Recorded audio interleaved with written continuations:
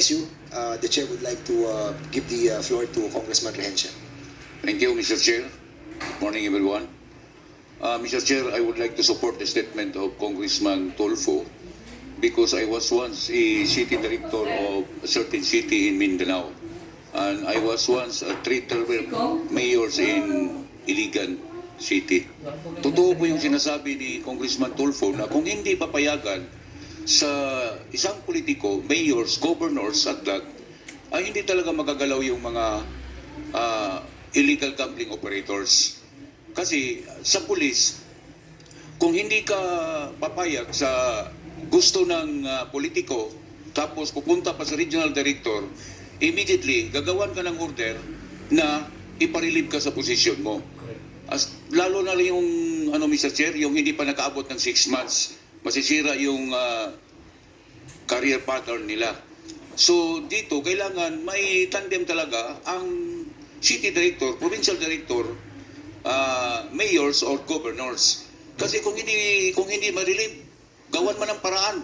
Alam yan ni General Francisco na pag hindi marilib ng matiwasay, gagawa ng derogatory records yung certain city director, provincial director. Kung sino pa yung gagawa ng kabutihan, yun pa ang hahabulin.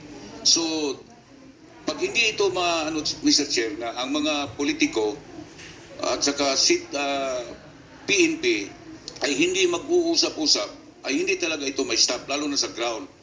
Ang mayors naman, I was once a mayor.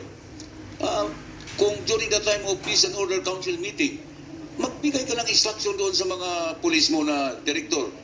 Ito ang gusto ko, huhulihin mo lahat yung mga illegal gambling operators. So, magawa yan. Lalo na kung may suporta sa confidential fund o sa intelligence fund.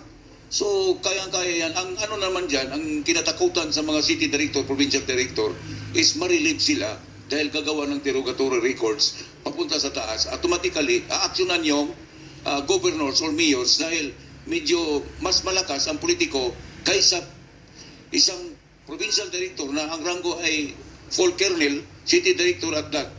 Ay kung mamalasin pa, pati pa ang regional director, marilib pa. So, ganun ang nakikita kong problema doon sa ground, Mr. Chair. That's all, Mr. Chair. Thank you. Yes, at marami namang marami tayong mga kaibigan na talagang willing silang mag-testify sa hearing na to at ibulgar nila ang lahat ng kanilang mga nalalaman, and that's the reason why we wanted to have this investigated because we have heard yung now these concerns because of the data that I've got, makikita po natin na talagang matataas po yung ating pong numbers ng illegal gambling sa Region 4A. So